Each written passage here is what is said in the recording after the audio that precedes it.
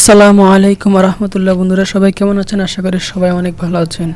Welcome to back Shahin education care. আর আমি আছি তোমাদের সাথে শাহিন। তো বন্ধুরা, আজকে আমরা শিখব শব্দের শুরুতে যদি ভাওয়াল থাকে তাহলে সেগুলো আমাদের কী ধরনের সাউন্ড দিবে, অর্থাৎ এ ই আই ও ইউ এই শব্দগুলো যদি শব্দের কোনো ওয়ার্ডের শুরুতে থাকে তাহলে সেটা আমাদেরকে কী ধরনের সাউন্ড দিবে। তো চলো শুরু করে দিই। আর যদি তোমরা শিখতে চাও অবশ্যই ভিডিওটি শেষ অবধি দেখবে। আর এখনও যারা আমার চ্যানেলটিকে সাবস্ক্রাইব করোনি অবশ্যই চ্যানেলটিকে সাবস্ক্রাইব করবে এবং পাশে থাকা বেল আইকনটি বাজিয়ে দিবে।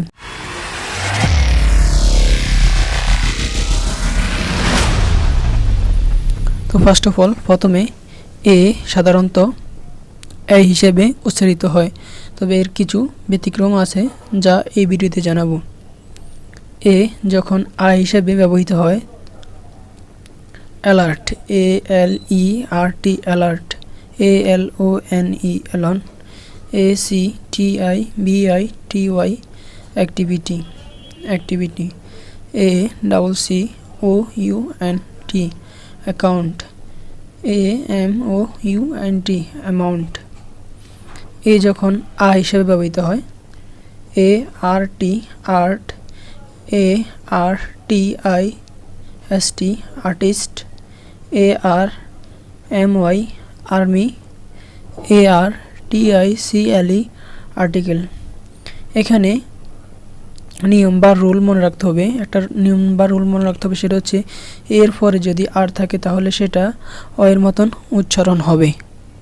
এ এবং ইউ থাকলে অ এর মতন সাউন্ড দেয়, যেমন auto, A U T O auto, আবার A U D I O audio, আবার A U T O M A T I C automatic, A U T H R author. এখানে একটি বিষয় লক্ষ্য করছো যে ইউ উচ্চারণ হয়নি, কারণ এখানে ডাবল বাউল আছে। যদি ডাবল বাউল থাকে তাহলে পরের শব্দটা, অর্থাৎ পরে যে ইউ আছে এর উচ্চারণ হবে না। দ্বিতীয় যে বাউলটি আছে সেটি হচ্ছে ই। ই সাধারণত এ সাউন্ড উচ্চারিত হয়, যেমন এন্টার, আফটার, এন্ট্রি, ইগ। এখানে দেখো ই এর পরে দুইটি কনসোনেন্ট আছে, অর্থাৎ যদি ই এর পরে দুইটি কনসোনেন্ট থাকে ই ভাওয়ালের উচ্চারণ এর মতন হবে।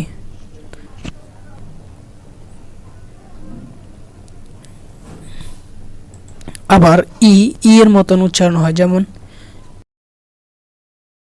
Equal, Elon, economy. এখানে প্রতিটি শব্দের মধ্যে একটি কনসোনেন্ট আছে, পরে আরেকটি ভাওয়াল আছে। আবার ই এ ই সাউন্ড দেয়, ই এ হিসেবে উচ্চারিত হয়, যেমন ইস্ট। এরপরে ইজি, ইজিলি। দেখো এখানে একটা বিষয় কমন, সেটা হচ্ছে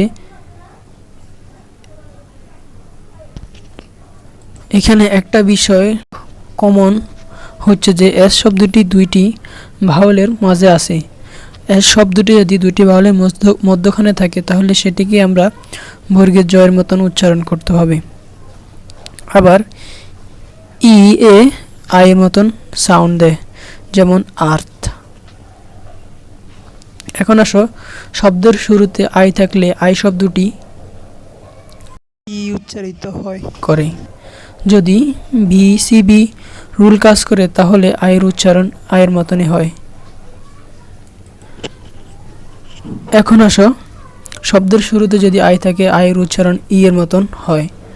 যদি বিসিবি রুল কাজ করে তাহলে আয়ের উচ্চারণ আয়ের মতন হয়। যেমন কিছু উদাহরণ, যেমন ইন, ইট, ইন, ইম এরকম শব্দগুলো, যেমন innocent, impossible, important, independent.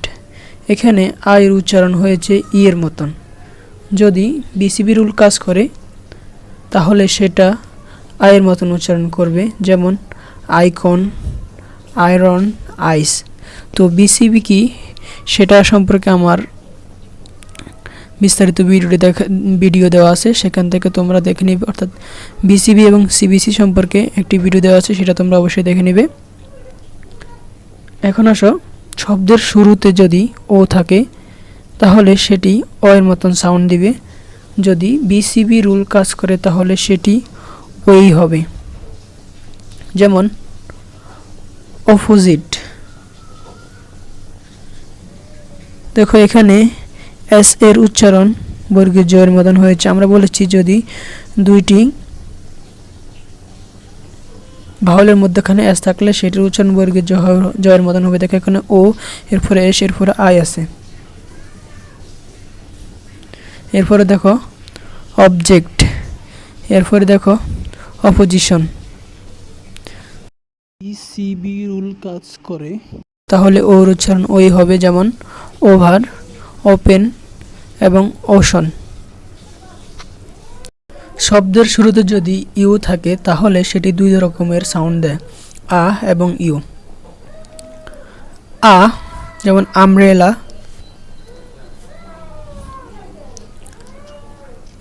Under, আংলি। এখানে মনে রাখবে যদি ভিসিসি রুল অনুসারে আ সাউন্ড হয়। যেসব শব্দে ইউ এর উচ্চারণ ইউ হয়, যেমন ইউনিফর্ম, ইউনিভার্সিটি, ইউনিয়ন, ইউনাইটেড।